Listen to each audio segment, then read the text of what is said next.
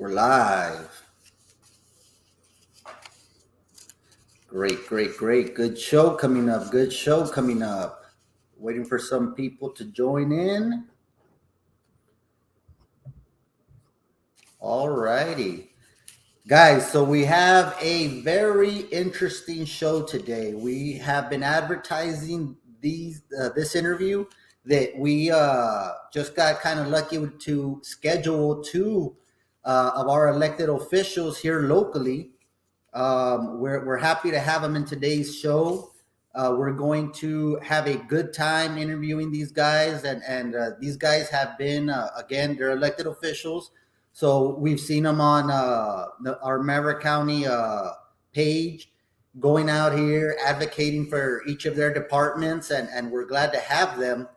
We'll go ahead and let them introduce themselves in a moment. One thing I do want to bring out real quick for those of you watching, those of you who are going to be watching this later on, we are having, my family does have a scholarship drive that they do every single year.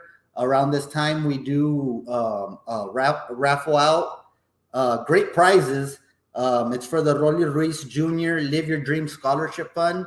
So my family does this. God rest his soul. My cousin Ruiz was one hell of a baseball player. Played college ball. Played college soccer at Houston Tillotson, and he had an unfortunate incident that happened, and it changed our family forever. And I do want to say that my uncle, my aunt, and all of our Ruiz family, they have supported this drive every single year to offer scholarship to athletes in our community in both schools. So it's something that our Ruiz family does take a lot of pride in.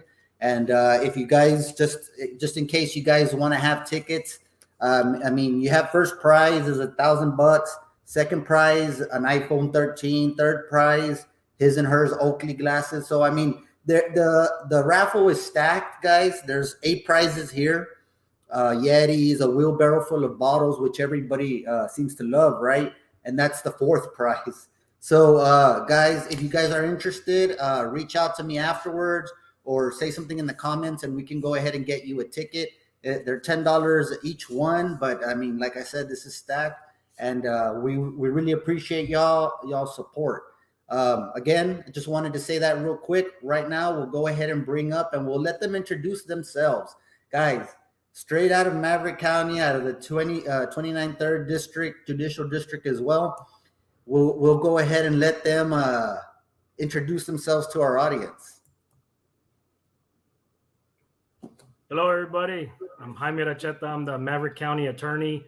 I'm also an assistant district attorney for the 293rd Judicial District. Good to see y'all again. Okay, and next we have our district attorney, 293rd Judicial District, joining us. Yes, my name is Roberto Serna, and I'm your district attorney for Zavala, Dimmitt, and Maverick County. I've been your district attorney for 31 years, have a lot of experience in trying felony cases, and I handle all the juvenile cases in Maverick, Dimmitt, and Zavala County, and I'm honored to be here to address some issues within the district, within Maverick County, and also to communicate with our constituents about the things that are important in life, like our children, our schools, our neighborhoods, our communities. These are the things that matter in life, and I'm here to talk about those issues because, you know what, I've been here in Maverick County for 31 years. I'm 65 years old, and I went to college. I went to University of Texas at Austin for college and also for law school, so I bleed orange. But I come to Eagle Pass right after that, and I'm still bleeding orange because I'm now with the Eagle Pass Eagles, and I'm glad to be here. And I'm looking forward to being honest with you, but being also fair with the people that I do not disagree with, because that's the American system.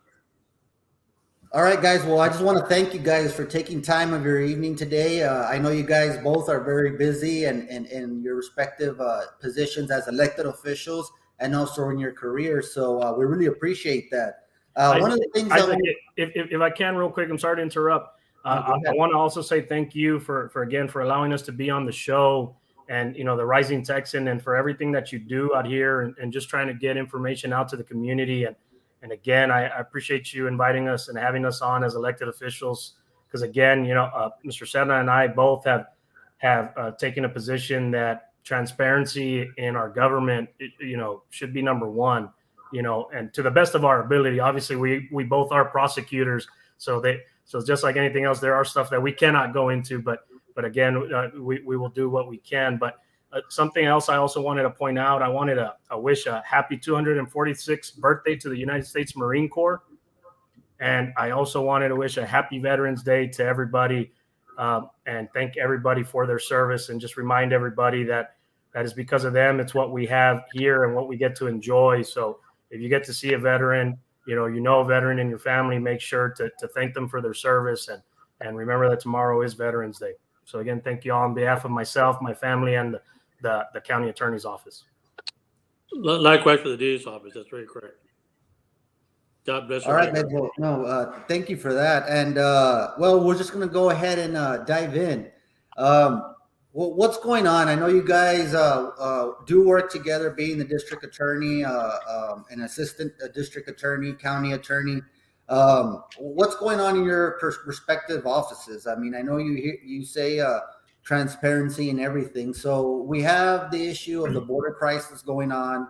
The dub named border crisis. We see people coming over. We see the pictures.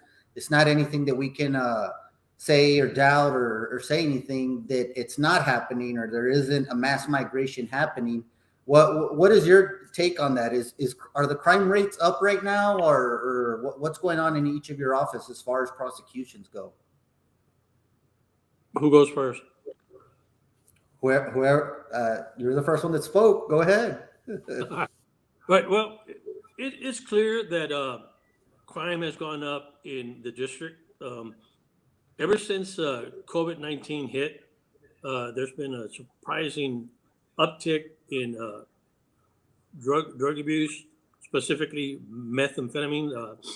We have a lot of meth in our district, a lot of drugs going into Maverick County, Zavala County, and staying in Maverick County. We have a very big problem, not only with meth, but also with the after effects of becoming addicted to meth. Meth, as you know, is highly addictive, one of the most addictive controlled substances in the world. And as a result of that, you have people that are stealing, committing thefts, robberies to support their habit. I've been district attorney for 31 years. I've been practicing law for 40 years, and I've never seen it this bad in Maverick, Zavala County, and it's because we do have a serious drug problem that needs to be addressed. Now, one of the ways that can be addressed is, of course, through providing counseling services, getting some more mental health services in the area. We do have some people here that are working hard, but I believe they're being overwhelmed.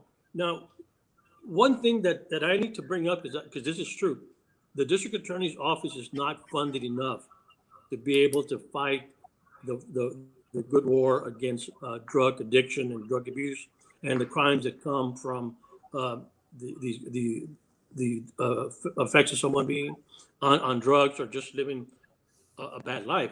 We were not properly funded by Maverick County. Now, if you remember, there was a bill filed by Mr. Morales, our state representative, saying that Maverick County was so big and had so many problems and had so many issues, had so many cases, that he decided to file a bill to create a district attorney's office only for Maverick County. However, he never talked to me. I'm sorry to interrupt you on this. I mean, that's where we are going to bring that up. We are going to ask you about that. I think you're getting a little ahead of our program, but we have that coming up. Don't worry. We have those questions coming up. But what's your take, but from the county attorney, as far as crime rates? Is there a lot of sexual assaults? I mean, we just recently had a murder-suicide situation that happened recently. Is it just an isolated incident, or are you seeing, the increase of these types of sexual assaults, things that weren't usually seen in Eagle Pass before, and we're seeing a lot more now of? Isaac, I'll take that one. Just in regards to that unfortunate case of a murder-suicide that just recently happened, that one, such a sad event that actually is a neighbor of mine. It happened a few houses down from mine. And I want to start off by saying, my condolences to the families that were affected by such a tragic event. And I want to point out that although we do not see those incidents as much as we would in a place like San Antonio, Houston, those things do happen in our community. Just it's always not broadcast as much as you would think, but we there is a lot of stuff that happens in our community in Maverick County, Dimmitt, and Zavala. And I want people to understand that's primarily an effect. That particular situation, at least from what we've been told, is primarily effect from domestic violence situation and abuse at home. Again, I could speak on behalf of the county attorney's office. My office deals primarily with misdemeanor cases. Anything dealing with felonies, which would be your sexual assaults, that would go up to Mr. Serna's office. But as per my office, I want to make sure that the community understands that there's options available. Okay, there's resources available. You can reach out to my office at the county attorney's office at 208 Converse Street. You can see if you are subject to domestic violence, if you need help, if you need a protective order. I have a very small office, and as Mr. Serna was indicating earlier, we wish we were funded way better, and we still to this day don't understand why we're not. But again, we are trying to help as many people as possible. I'm glad to say that our office has already gotten, I think the latest count was 7 years of protective orders through our office, which had never been done before.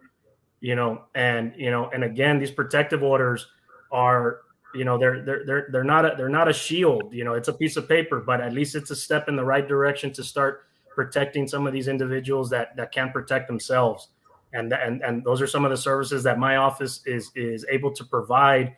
So, if anybody out there needs that sort of help, again, we don't accept all cases, but we do, hear everybody out. And if we can't help you, we try to direct you to somebody else that can.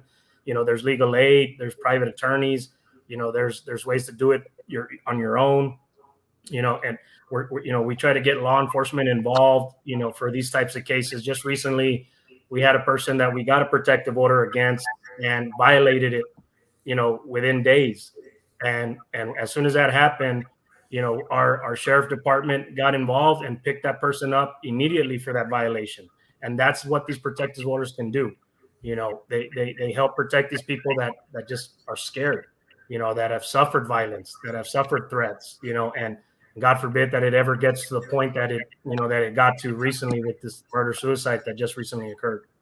So as for that, Isaac, in regards to those types of crimes, unfortunately, they do occur. Obviously, every day the goal of Mr. Serna and the goal of myself as the chief law enforcement officers of our community, me of the county and Mr. Serna of the district, our goal is to try to stop that, and try to deter it as much as possible. We do everything to the best of our ability with what we have, and we always wish we could do more.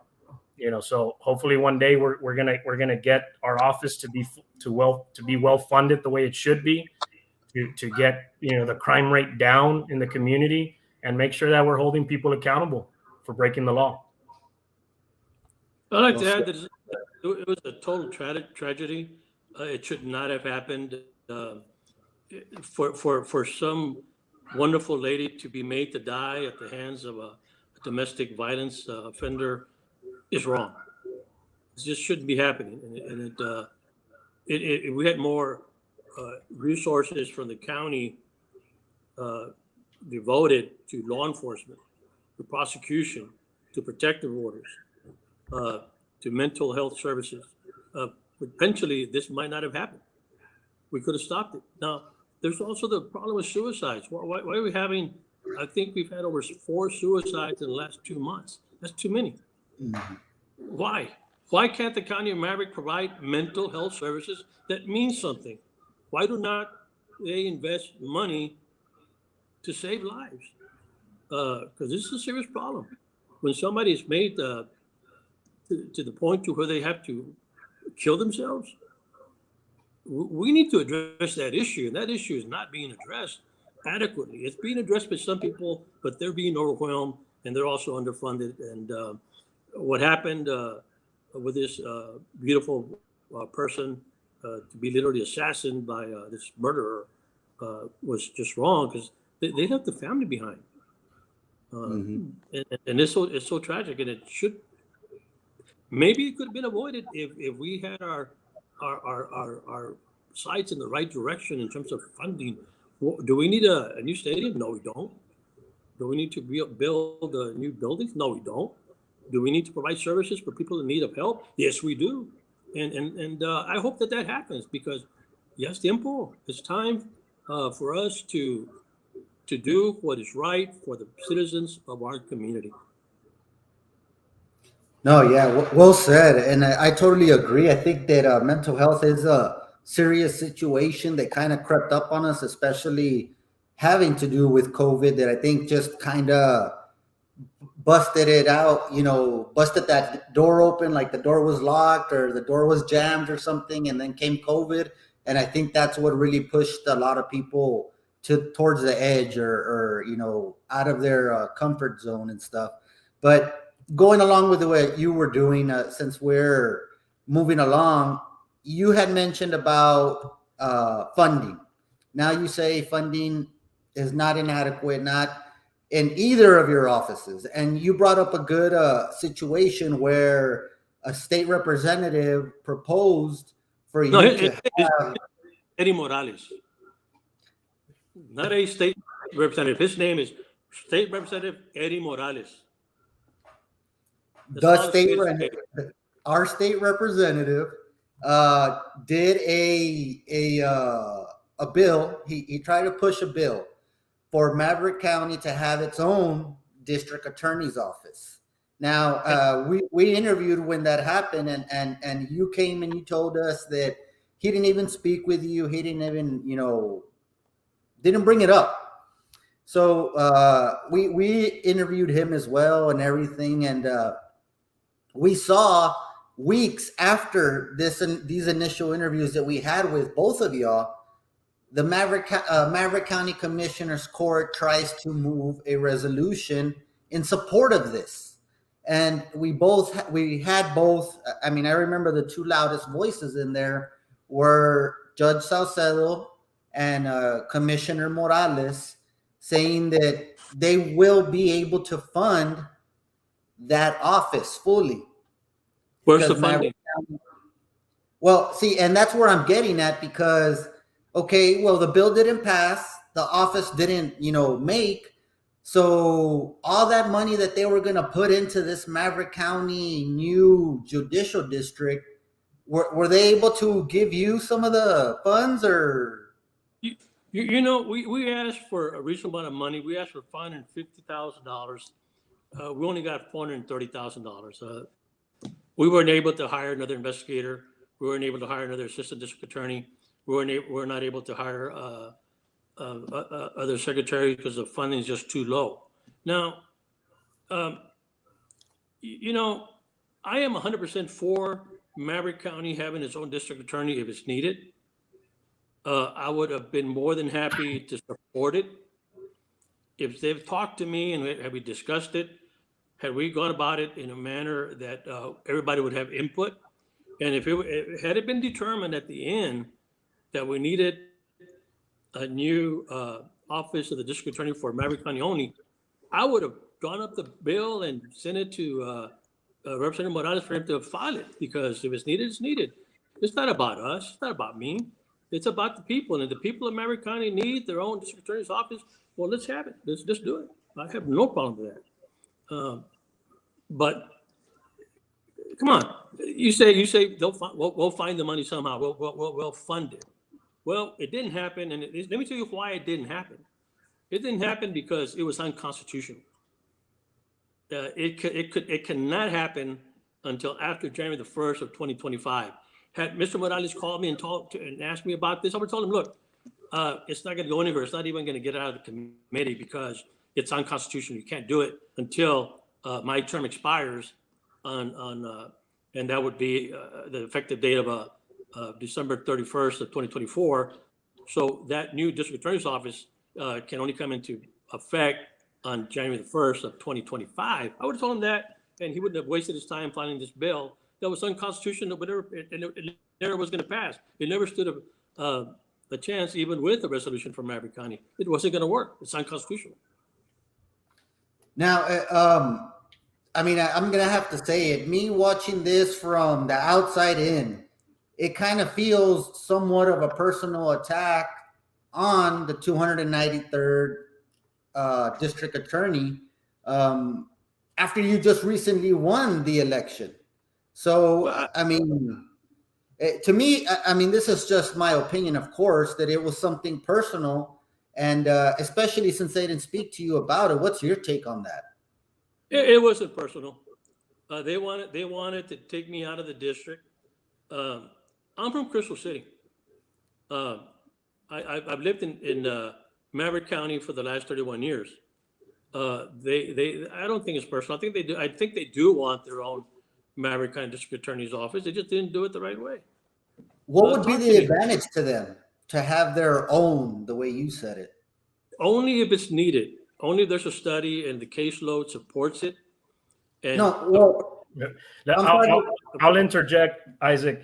So I'm of a different opinion. I like to call a spade. You know, at the end of the day, you know, unfortunately, in the world of Maverick County politics, some of these old school mindsets of politics are attack your enemies, and if you're not with me, I'm gonna bury you and do all this stuff. Instead of trying to be what you are, a public servant, and work for the public. We may not all agree on everything, but we still got to work with each other. Some of these people forget that, and they take these things to the upteenth degree and literally try to cut out elected officials because they don't like them. Now, something that I've always said, Isaac, and take it how you will, Mr. Serna is the district attorney. I am the county attorney. We are prosecutors. Our job is to go after people that break the law. That is what the people of this community and the district voted for Mr. Serna, and Maverick County voted for me. They chose us to uphold the law. So who do you think are the ones that are most bothered by us being in that position? Maybe the people that don't follow the law, right? I was going to say criminals. Well, no, I'm not going to say that. Well, I will. So ultimately, you know, we need to make sure that we could see through the grass and see through what's really happening. And, you know, either it be for personal vendettas or it be for their own advancements. You know, you asked what would they benefit from that, right? Well, first off, what were they trying to accomplish? They were trying to accomplish the removal of your district attorney, the elected official. They were trying to remove him. And what happens if he gets removed? Because you got to understand that Mr. Serna lives in Eagle Pass. So at the time, they were trying to move the district that he won to another city, meaning he lives here, the district's over there, he can no longer be the district attorney here. So what happens when an elected official cannot be in his role? It is vacant. And when something is vacant, they get to replace it. Okay? Now, in this particular situation, it would be replaced by, I believe, the governor of Texas. Is that correct, Mr. Serna? Yes. It'd be the governor of Texas. The governor of Texas obviously would then come down and ask your elected officials, you know, who do you suggest? And they do their own studies and so forth. But again, what is the ultimate goal? Remove the guy they don't want. Basically disregarding the voting citizens of all the districts, of all the counties, saying we don't care about your votes, we don't care about your democratic right to vote. We want to do what we want to do either way. And that to me is wrong. Well, that is wrong. That would have been the effect. I would have been, not only would I have been no longer the district attorney for Maverick County, since I live in Maverick County, I would no longer be the district attorney for the 293rd because I wouldn't qualify. I wouldn't be a resident long enough of Zavala County or Dimmitt County to be the Zavala County nor the Dimmitt County district attorney, nor the Maverick County district attorney. So even though I was elected and I won fair and square, and I got over 4,000 votes in Maverick County, that's a lot of votes. Even though I got the majority and we won fair and square, I would have been the district attorney of none of the counties. I would have been out as the district attorney, period. Is that right? Is that No. something that the voters voted for? Is that America? Is that the America that you know? Is that why we Now- took an oath to defend the Constitution laws of the state of Texas, to have an elected official basically eliminated from office for whatever reason you have? I don't think it was personal. I think they wanted to have their own district attorney, but talk to me. I'm the elected district attorney. Whether elected or not, I won. And I'm there and I'm to serve.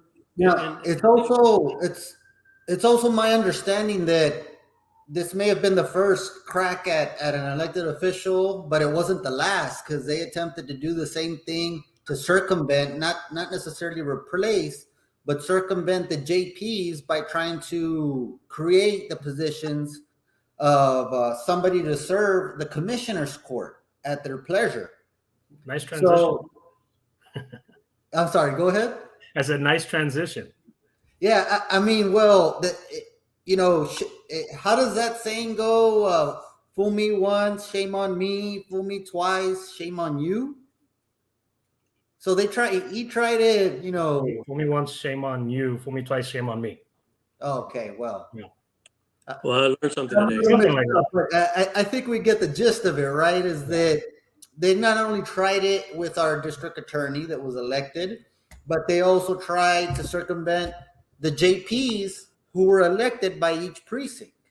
Okay, and I'll take this one, Isaac. So just to give a rundown to the people that are watching and the people that are going to watch this later, I want you all to understand what just happened. Okay, every 10 years there's a census. That's normal. Okay, and that census is going to help determine how your population grew, got smaller, changed in whichever dynamic, either age, race, gender, whatever, and how it does that. And then by law, your elected officials are allowed to change boundary lines. That is allowable. Okay, that is legal. The only thing that you cannot change boundary lines regarding, what was it, Mr. Serna, regarding race, right? Correct. Yeah, You can so you can. Yeah, you can't change a boundary line that puts a certain race over here and another race over here. That would be illegal. Now, unfortunately, what happens, and it happens everywhere, not just Maverick County, it happens everywhere, the people in power tend to draw the lines to their benefit. Okay? Now, is it legal? Well, in certain circumstances, it is. Is it right? No, it's not. So again, just because you're allowed to do something doesn't necessarily mean you should do something. So what happened in this particular situation, we had our commissioner's court that had the ability to, they hired a lawyer. Okay, they paid this guy your taxpayer dollars to help redraw the lines of Maverick County according to what the new census told us. Again, the census from 10 years ago to now changed very slightly. So again, there's technically no reason to change the lines at all, other than how some commissioners or maybe even the county judge indicated, just to adjust for the line goes here and now there's a house in the middle of it. You might want to change the line to include the house as opposed to go through it. Changes like that are common sense changes, right? Houses get built in the span of 10 years. That makes sense. But the problem that we had in this particular situation that I'm very concerned about is, one, the input from the community and their say-so, the input from elected officials that potentially could be affected by this redistricting, and the input by the commissioners who vote on this thing. So one, the people of this community, the most they ever got told was, hey guys, on X date in the future, we're going to have a public hearing. But about what? No map was ever proposed. No map was put on the courthouse door so people can come look at it and give their suggestions if they have one. Nothing. And then on top of that, the lawyer that we're spending our taxpayers' dollars to pay to redraw this line, we had some commissioners begging the lawyer, I want to talk to you. How does this map thing work? Don't touch the line here on my precinct. I want to be involved. Tell me when you're going to do it. But that commissioner doesn't get the attention of the lawyer, but another commissioner does. In fact, one of the commissioners got to do his own map in full regard and then tries to blame everybody else and say, you weren't part of it. No, the other people weren't allowed to be. But that's the hypocrisy that I want the community to be aware of. Unfortunately, these things happen. Some these people are your elected officials, and again, they need to be held accountable, and they need to be held accountable at the ballot box. And again, it's unfortunate that these things happen, right? But again, that's you would wish that even if we have disagreements over things, you would still be able to come together and work for the community as a public servant, which is what we all are. Unfortunately, I do not see that happening as much as it should. But you guys that are out there as the officials here, as the members of this community, need to reach out to your officials. Hold them accountable. Make sure that they're doing what's right for not just their precinct and their compadres and their friends, but for the community, everybody. So again, that redistricting, now going back to how did it affect certain elected officials? Well, for those of you that don't know, an elected official that goes for, so for example, Mr. Serna, he is the district attorney out of 3 counties. So he can live in any one of these 3 counties and he's eligible to run for that whole district. I live in Maverick County. It doesn't matter which precinct because my position is the entire county. However, for certain elected officials like your justice of the peace and your commissioners, they are limited to whatever county to whatever precinct they reside in. Okay. So if you live in precinct 1, you're running for a JP or for commissioner, you can only run for precinct 1 JP or commissioner because you have to live there. Okay. And the same thing goes for the other precincts. Well, if you happen to live by one of the edges of that precinct and that boundary gets changed where it puts you in another precinct, now that's going to cause some issues. Okay. And so unfortunately, in this past situation, what some believe to be premeditated, some believe to be just a magical coincidence, two elected officials, which are people that you, the citizens of this community, voted for, potentially got put into another district, into another precinct. Now, the problem is, don't you all think that this is something that these commissioners who make this decision should advise these officials about? Maybe let them know, maybe let them say, hey, this might happen, get prepared, because if I'm a voting citizen and I voted for person X, who now is not going to be my judge anymore, potentially, that's going to, what did you do to my vote? So my vote doesn't count anymore because you magically decide to X that house out to the new precinct without any justification. So that, in a nutshell, is my explanation of what happened. If Mr. Serna, if you have something else to add to that. I think you covered it just about more than I possibly can.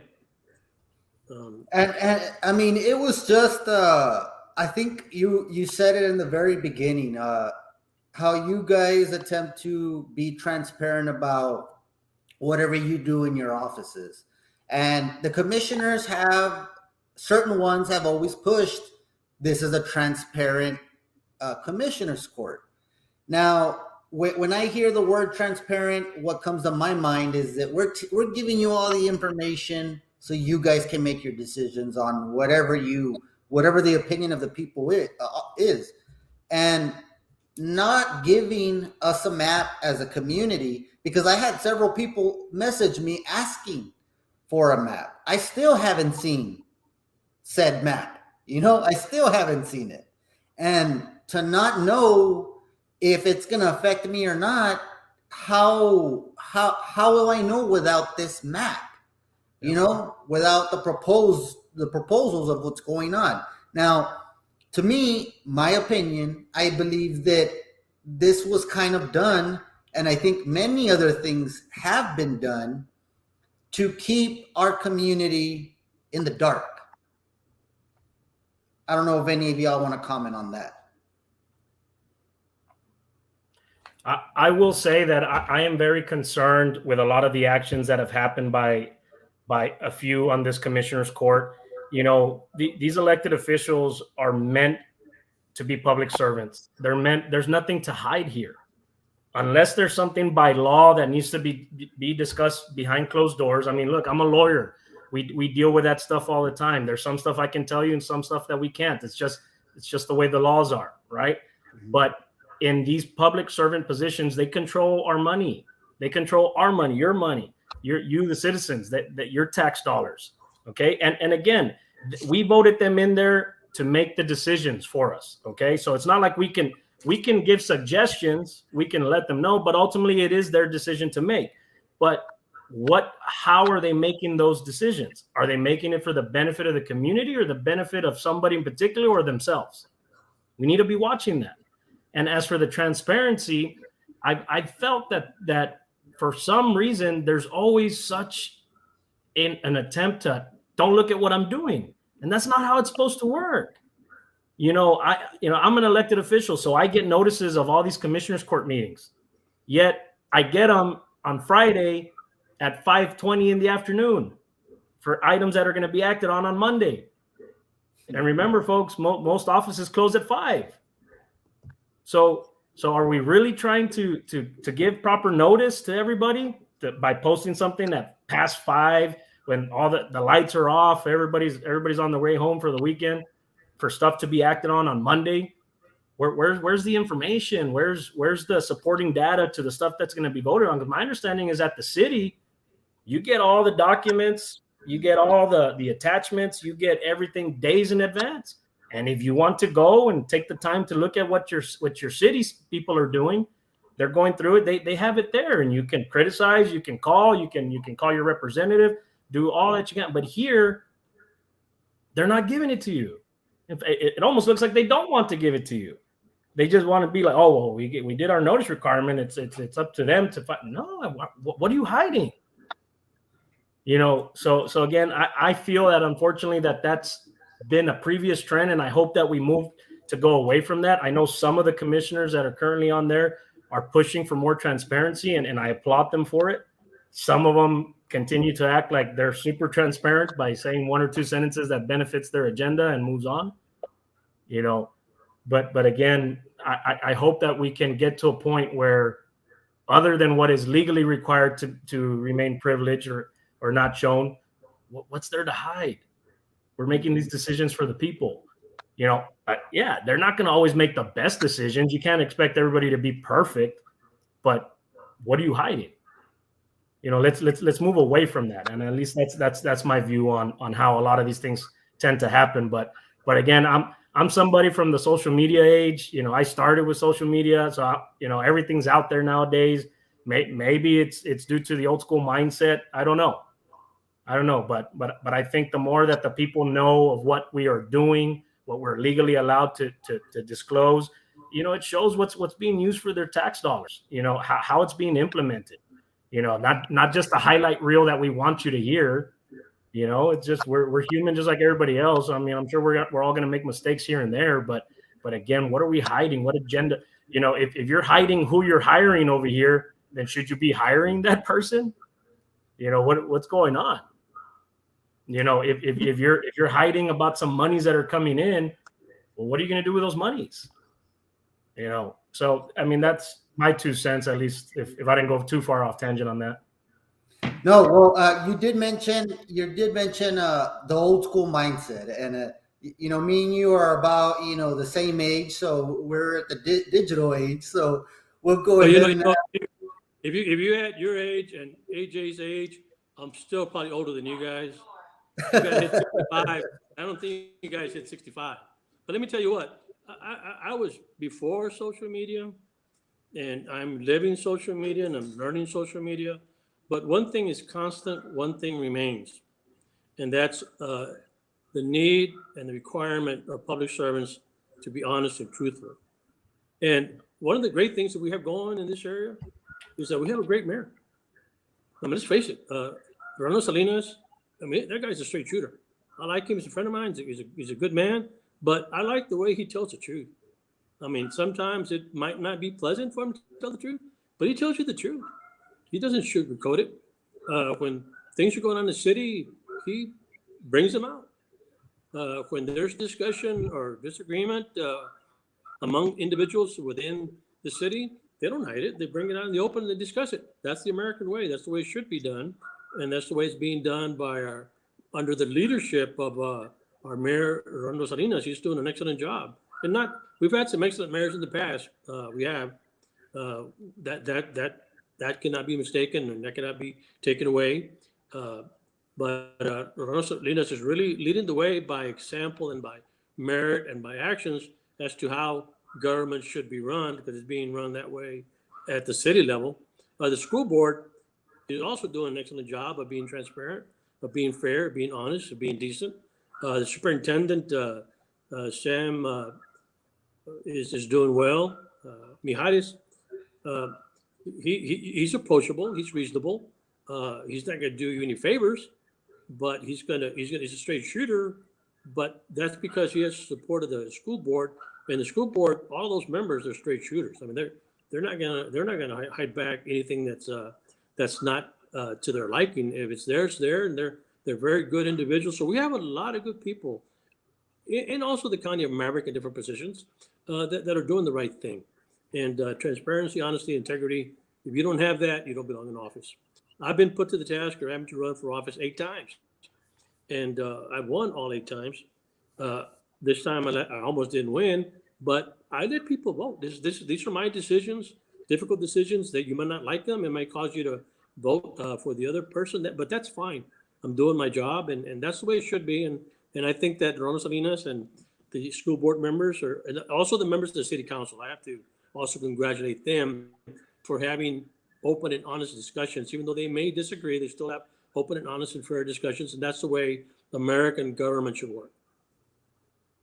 I agree. Awesome. Now, I'm just scrolling real quick down the comments, guys, and somebody says, comment from Ruben Ramos, why doesn't the county have jury trials at the county level for misdemeanors? Now, is that something that I mean, for the people that don't know watching, and to educate me a little bit on the subject, what exactly is going on with this? I think that would be something for our county attorney to explain. Yeah. Something affecting your office, or? Yeah, this directly impacts my office. So at the county court level, we have the county court, which is headed by our county judge. Currently, we have the constitutional county judge, which means you do not have to be a licensed lawyer to be a judge. However, you are considered a judge in the judicial capacity. Our local county judge right now is the title county judge. He handles the administrative side of the county business, but he also is the judicial capacity of running the county court. Unfortunately, we have not had jury trials. I don't think, as long as I've been in office, obviously I've been in office for a few years. I was a county attorney, some of you know, previously for a year, and now I'm coming close to the first year of my first term elected. We have not had jury trials. We have requested jury trials. There's plenty of cases that are waiting for their day in court. Why we have not had jury trials, I do not know.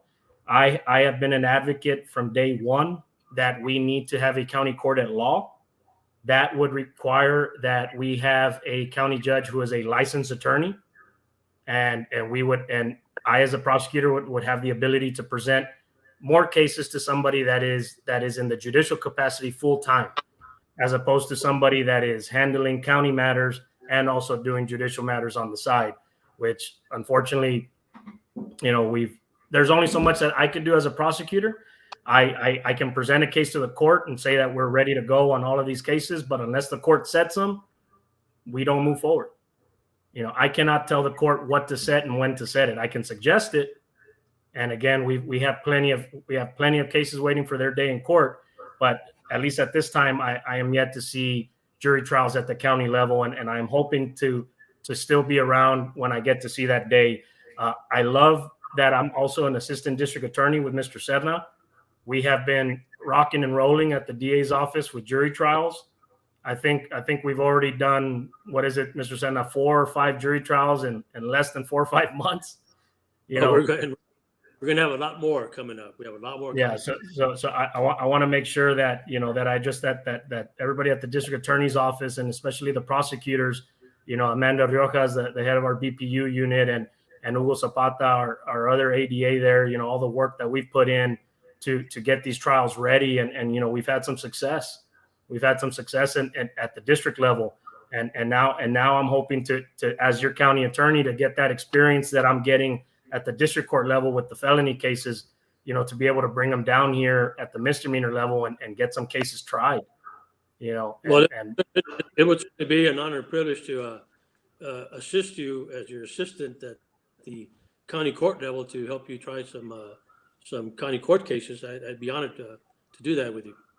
That'd be great. I would love it. We do need jury trials. We do need jury trials, not only at the district level, and boy, are we having, but also at the county court level. And that's just an honest statement. This is an honest statement. We need jury trials because without jury trials, there's no consequences. The defendant gets arrested for DWI. Okay, he's smart. Is he going to go plead guilty or ask for a jury trial? He's not going to plead guilty. He's smart. He's going to ask for a jury trial. Case is going to be there for years. It's going to get dismissed. No consequences. Now, you do have some that are not very bright, not very sharp. They go to court, they plead guilty, well, they don't have to because they don't know that if they ask for a jury trial, it's a free ticket out of jail. Nothing's going to happen. You don't have jury trials. People don't know that. That's a very good tip. You just kind of, you know. well, I could say this, that everything in my capacity at the county attorney level, I also am in charge of all the JP courts. We have had hearings in the JP court level.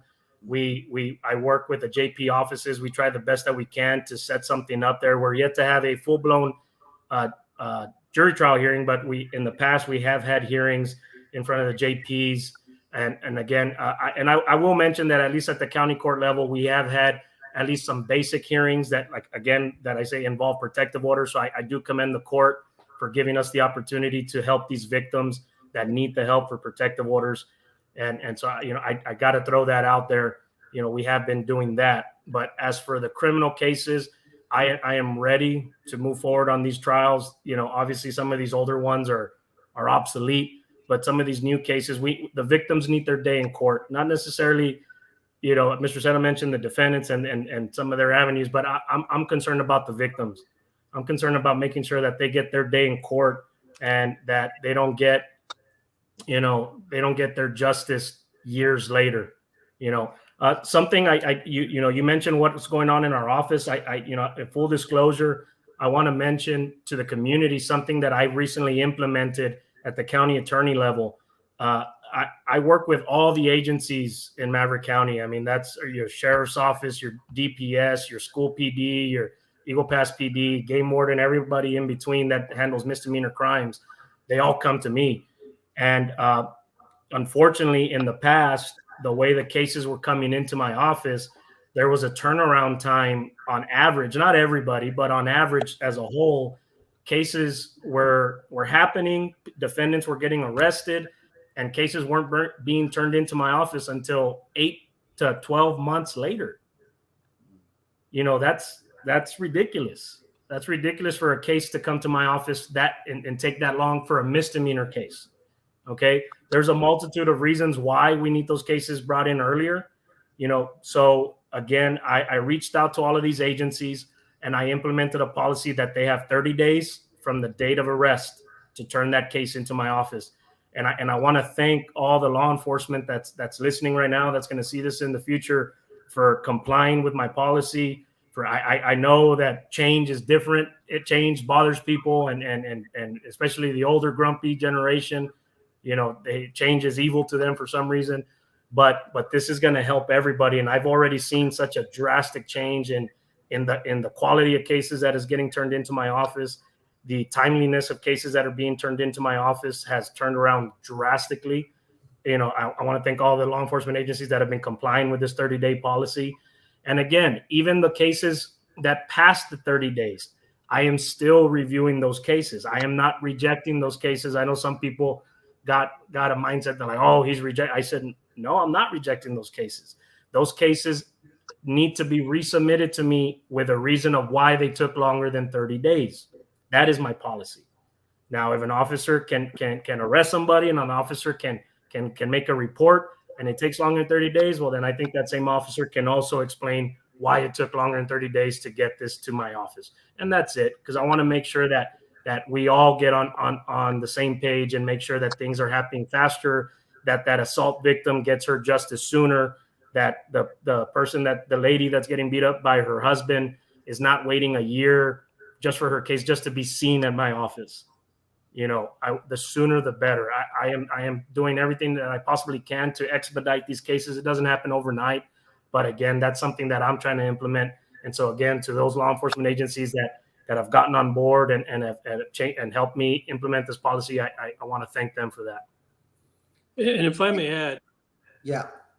I congratulate Mr. Iracheta for that outstanding policy that he has. I also would like to acknowledge that we have some splendid law enforcement officers at the Eagle Pass Police Department, the Sheriff's Office, DPS, Texas Rangers, ICE.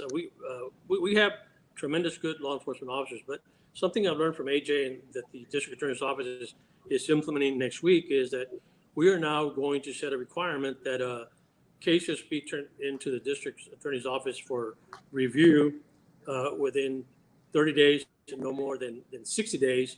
And if it's past more than 60 days, that there be a written explanation as to why the case has not been turned over to the DA's office within 60 days. We'll work with them, of course. They're felonies. We can't dismiss them.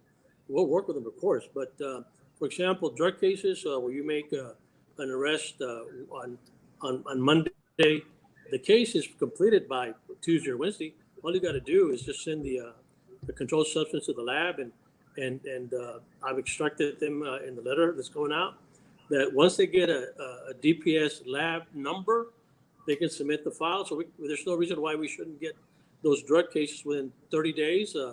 We have the lab number. We can check the lab results and get that case indicted, or at least presented to a grand jury for their consideration as to whether or not they want to indict the case. And then we can get that case into the court system in about 90 days. Of course, we know that there's some more serious cases that are going to take more time, and we're certainly amenable to them taking up to 60 days.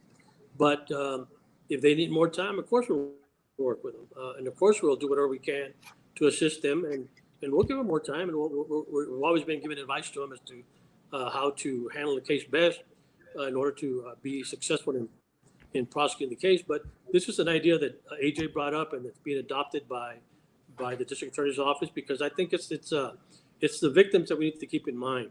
And we have great officers, and I know they're overworked and underpaid, but we do have some real victims out there, especially felony victims. Many of them get stabbed or shot or sexually assaulted. We need to get those cases running into the court system and being prosecuted or closed if there's insufficient evidence.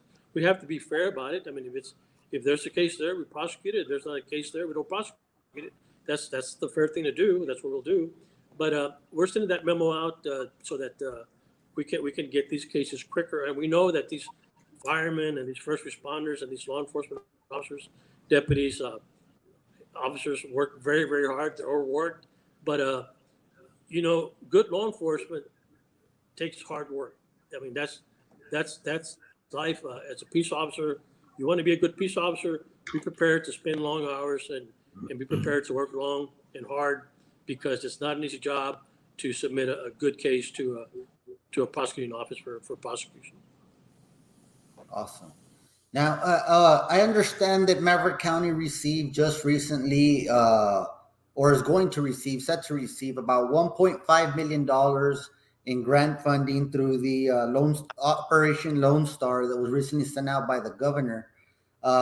You guys are gonna, what office would be receiving that, and how are you guys going to be involved in implementing that?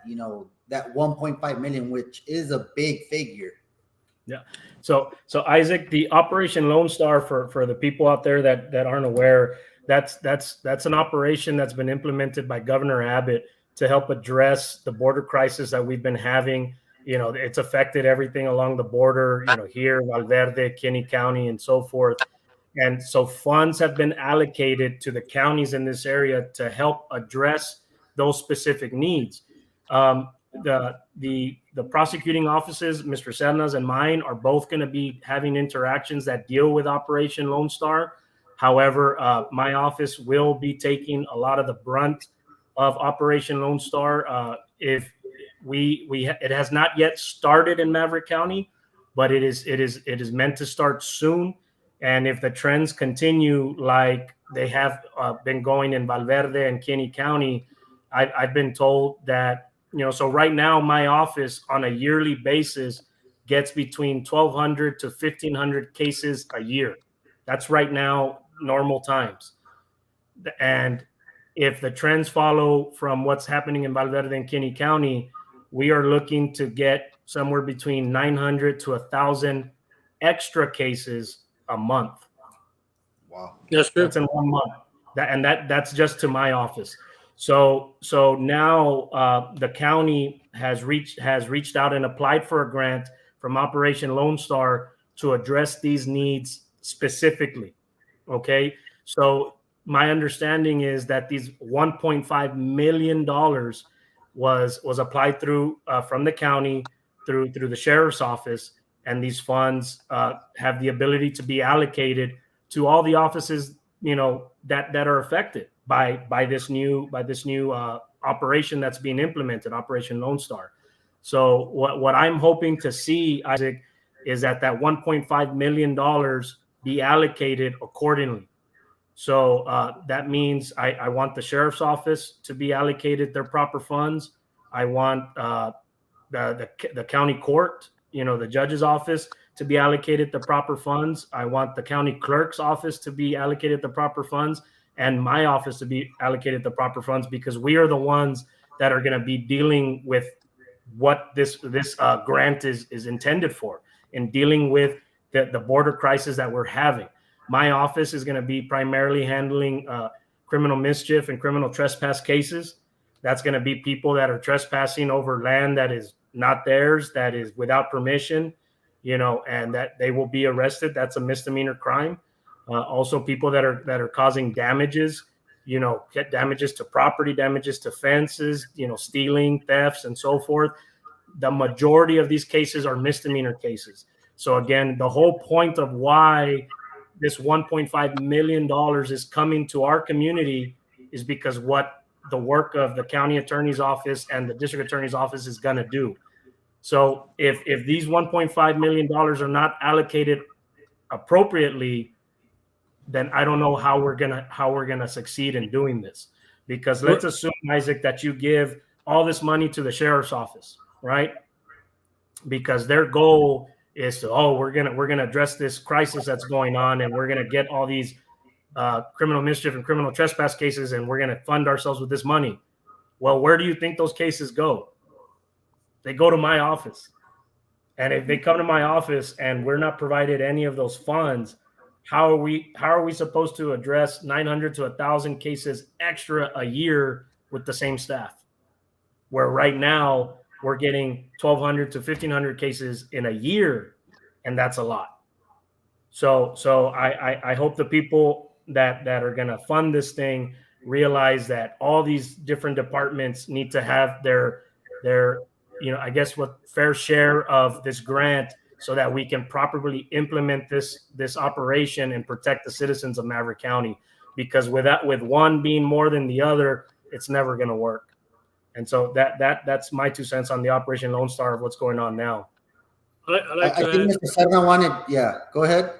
I'd like to add that when this surge is coming, there's going to be a major surge in the cases being filed, and all of the human smuggling cases are felonies. And all of those human smuggling cases where you have innocent children being trafficked, where you have all these serious offenses, terrible things happening to them. They're being raped, they're being abused, they're being beaten. All those cases go to the district attorney's office for prosecution. We anticipate a tremendous number of human smuggling cases, and we have not been offered 1 single cent of those $1.5 million. I don't know if they're going to give us any money or they're going to take us into consideration. But the most serious offense is a human smuggling, where people actually die from suffocation or being run over by a train or being involved in a high-speed chase in a crash where people are actually dying. Those go to the district attorney's office, and they haven't offered me a single cent for our office from these grants from the American taxpayer. These are American taxpayer monies to defend our borders. And the duties of defending our border and our citizens, you, your daughter, your son, your mother, your aunt, your uncle, nosotros, we're charged with defending you and prosecuting these cases. We have not been contacted about receiving one single cent. We're going to be overwhelmed with not enough resources. And who's going to benefit? The people that are coming illegally into this country, committing these crimes, because who's being trafficked? Who is the victim of this human trafficking? It's other illegal immigrants coming into the United States illegally. They're the victims. But what about when there's a car accident and some of our residents get injured or made to die because of the accident?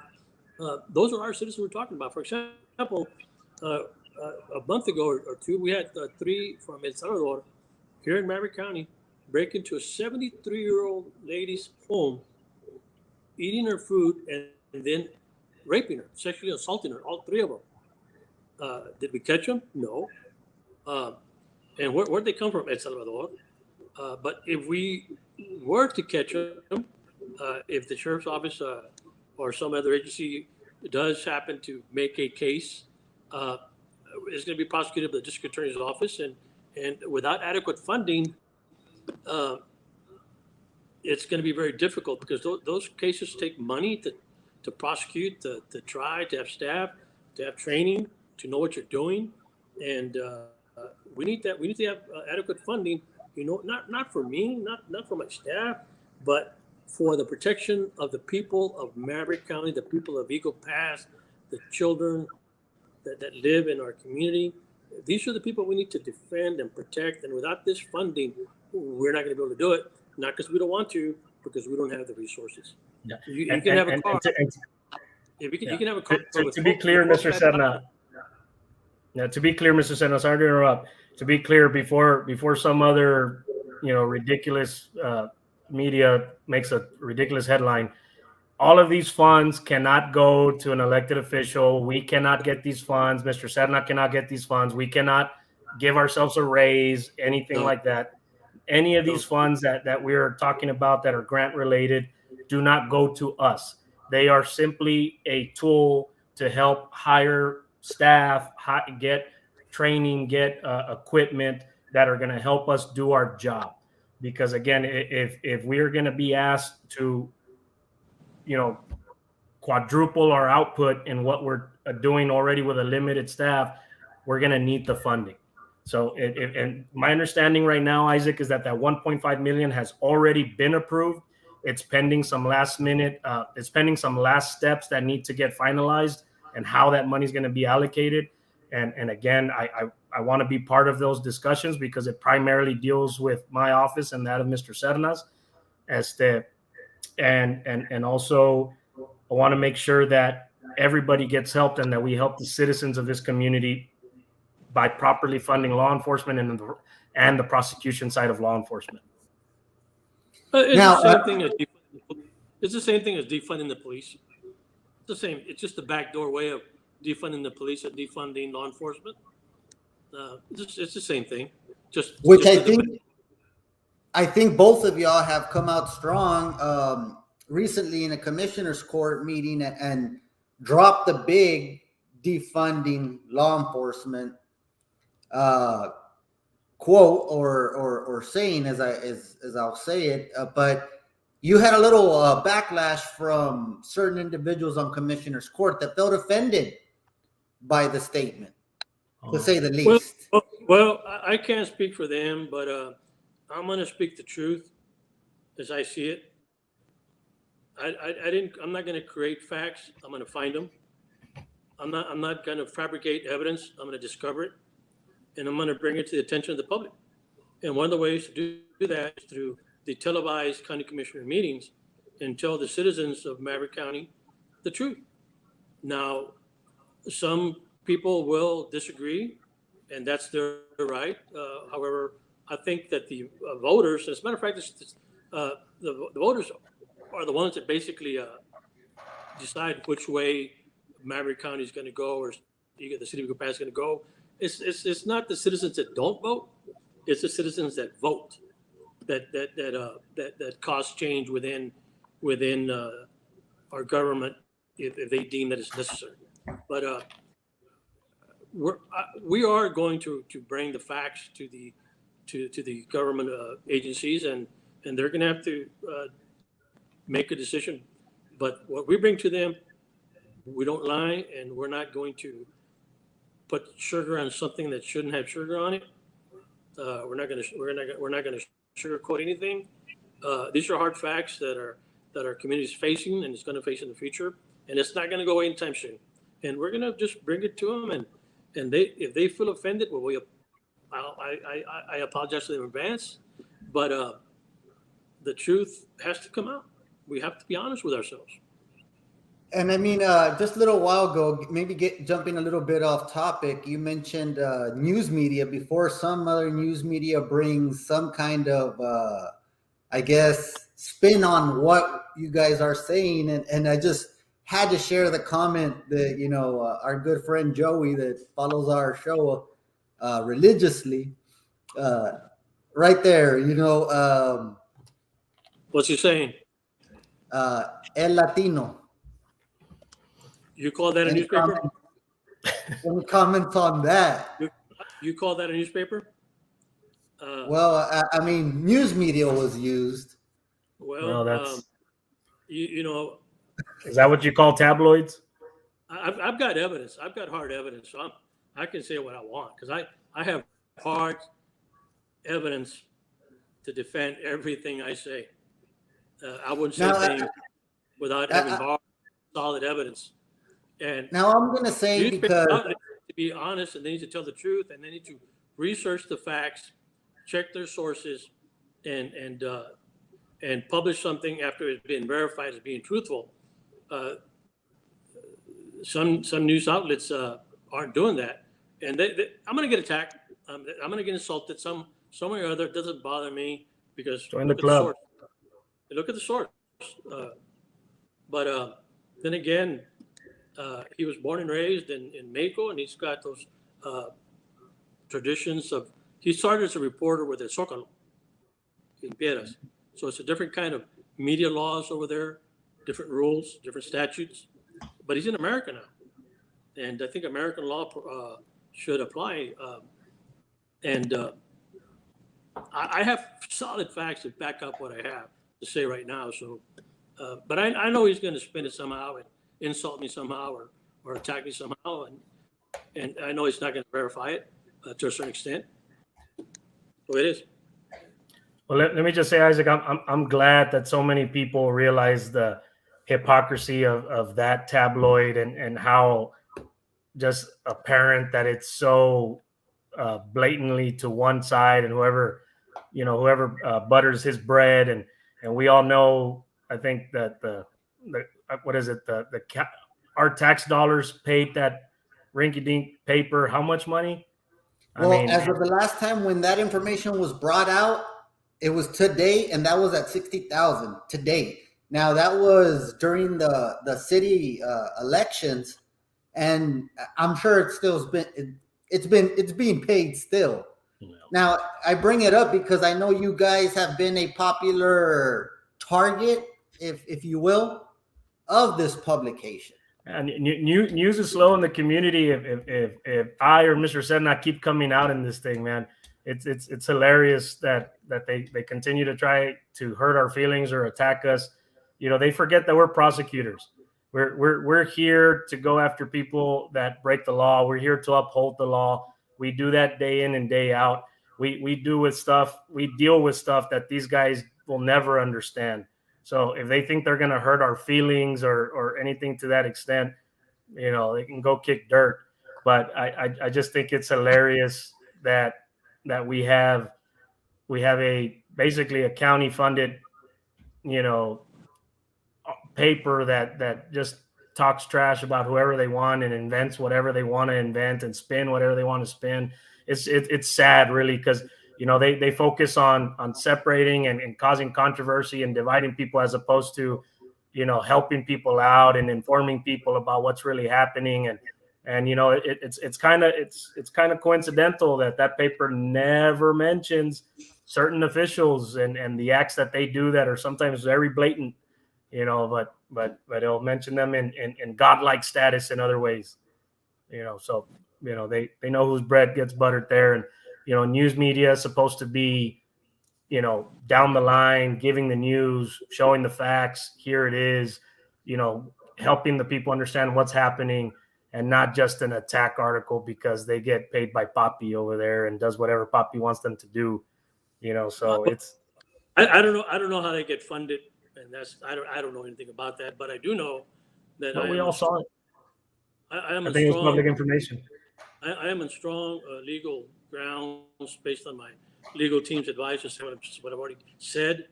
I know that newspaper has not verified the facts, and some of the things that he's published are absolutely untrue. They've been thoroughly verified by my attorneys. We're fully prepared to defend everything that I've said so far. I don't know where his funding comes from, and I don't know how he funds himself or how he gets paid or anything like that. But I do know that what he said about me in the paper, in some articles, I'm on solid ground, legal ground, to defend should he decide to get something on here. Yeah. Now, and that kind of brings me to a certain topic that I kind of wanted to throw out there, where a state rep went all the way to actually sue a startup newspaper that we try to bring facts out. Sometimes people don't like certain facts getting out. What's your take on that? I don't want to go too deep on that, but. Isaac, what I'll say is, as a lawyer that, and I dedicated myself to the law. That's my career. That's what I do. I think the court system should be available to everybody, if for those who need it and that it's deserving, that, that's your day. But for those who abuse it or use it to their advantage to take advantage of other people with maybe less means or less power, that should never happen. So with that said, whoever that person may be, I wish them the best of luck. I have no comment until I do my due diligence. I would have to look at the facts and look at the circumstances to determine whether or not it has merit or not. But that's just me being a lawyer. Look at the evidence. Look at. And then I had to poke and prod on that one. I had to. It was set up very nicely by our district attorney there. I'd have to look at the facts and the merits of the case. And of course, Isaac, like I said, everything us lawyers say tend to be very general. So again, we haven't said names, we haven't said anything, but again, the court system is there for those who need it and truly deserve it, and those that don't should stop wasting other people's times and move on with their lives. I wouldn't comment until I do my legal research and get my case law and my statutes together and see what was said or was not said, and determine whether or not it was within your First Amendment rights to do so or not. At this point in time, I would not render a legal opinion. No worries. Okay, so let's move on to another interesting point that I'm dying to ask you guys. The American Rescue Plan program that we have here. The county did receive, lots of funds, as other counties did, as the city of Eagle Pass did. Now we have, through our request of public information, we were given a notice, and it was requested because what we put in was that we wanted to know about this funding. It's public funding, so we wanted to know how this money is being directed, how it's being awarded to businesses, individuals, and we requested that information. And apparently, through the response we got through the county, there is an open investigation going on through that program. Now, it wasn't told. Is it a criminal investigation? That it was just said that the Texas Rangers are investigating. So I'm not. We cannot comment on that, because if that Texas Ranger investigation turns out to be a criminal investigation, then we as prosecutors, the district attorney's office, would be the ones to make the decision whether to prosecute the case if there's enough evidence to present to a grand jury, or to close that case if there's no insufficient evidence to justify it being presented to the grand jury. So we have to remain silent on that issue, since if it is Texas Ranger criminal investigation, it will be going to the district attorney's office. So we cannot comment. Well, another thing that I mean, maybe you can't comment. We did throw that out, and we respect that. You know, there's certain things that can't be discussed by the county because of an investigation. But there still was funding awarded through their accounts payable. I mean, my sentiment on it is if there was a big investigation going on, wouldn't they have kind of froze the whole program rather than still go ahead and award? Is that anything you guys can comment on? Or the only thing I can tell you is that I don't know of any case that the Texas Rangers have ever investigated that is not criminal. I've never heard of a Texas Ranger investigating a civil case. This might be the first, but I've never heard of that. And I've been DA for 31 years. So if it's a Texas Ranger investigation, it's better to just not say anything, because I've never seen nothing other than criminal investigations by the Texas Rangers. AJ? Anything to add, or are we? So obviously in that mindset, Isaac, as prosecutors, there's certain information that we cannot comment on. But what I will comment on in general as to Freedom of Information Acts on their own, not going to what you referenced, just Freedom of Information Act on their own. I want the community to be aware that our job as public officials throughout the county are to be transparent and to comply with Freedom of Information Act. Just like anything else, there are guidelines that say what we can or cannot disclose. Okay, so you may think you may be entitled to something, but if there's a criminal investigation, like mentioned, then that's something that may not be disclosed at that time. It could be asked to be reviewed by either myself, Mr. Serna, or it could be even sent off to the Attorney General's office for an opinion on whether we can disclose it or not, depending on the unique circumstances of that case. However, with that being said, most information that is requested from your government is public. It is your right to get. You should not feel ashamed or threatened or questioned as to why you're asking this information. You are allowed to ask all of this information. We, on the other end of it, are obligated to determine whether we're allowed to give it to you or not. We don't know everything by memory. We have to research it. And sometimes we have to go off to the Attorney General to ask them for their opinion on the matters. But again, if the mindset of certain people in the government hide as much as possible because it may not benefit them, that's wrong. The only times you could say no to something is if you're legally allowed to say no to something. Okay. But for the most part, you need to hand it over within reason, again, within guidelines. And just like every lawyer answer, it depends. Right. But I just wanted to make sure that's said. There's over 60 exceptions, I believe, about 63. Yeah. There's a lot of exceptions. And I think the exception, like I said, was given to us was that there was an open investigation. But I think that exception talks about a criminal investigation. I think that if it's an open meetings that they're saying there's a pending investigation, then it's usually by law enforcement, and I think that's a criminal investigation. That the Open Meetings Act may allow you to withhold that information to protect the integrity of the criminal investigation. It's my understanding. But understood. I have to research it. It might involve some civil matters. That may be possible. That it might be a civil investigation. Mm-hmm. That would be something I have to research. Okay. Well, guys, another thing that I did want to touch, and maybe you guys can comment on it or anything, but I have to ask. Um, we've seen out here, and we've covered it on our social media, on our news. Certain,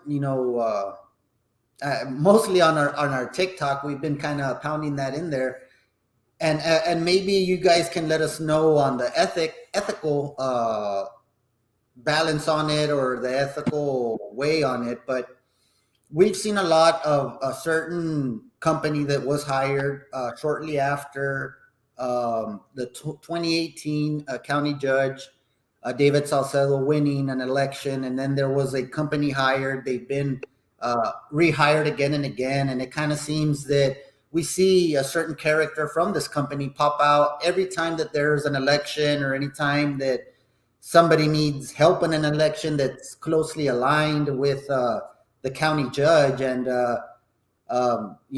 this Shepherd Government Affairs, because it is public information, that we've seen photos of him campaigning, walking street to street with the county judge. Is that something that can be looked on as a conflict, as a conflict of interest, or an ethical type of behavior? Is there anything you guys can comment on that end? Not without researching that subject. I would have to have the facts and the details and research it before I could render an opinion if it was appropriate. But without those specific facts and circumstances and details, I can't at this point render an opinion one way or the other. Yeah, it would be illegal to do that without doing my due diligence investigation and review, not necessarily investigation, but review and research. Well, what I can comment on that, Isaac, is our commissioners court are obligated to enter into contracts on behalf of the county. That is something that we voted them in there to have that right to do. Just like anything else, they can enter into good contracts, and they can enter into some very bad ones. And we as the citizens need to make sure what type of contracts are being entered into by our elected officials, and what are they being used for? Are they being used for what they're hired to do? And if they are, where are the results? That should be something that should be plain and Jane. If we hire a company to build a street, we need to see the street, right? That's our tax dollars that are being paid.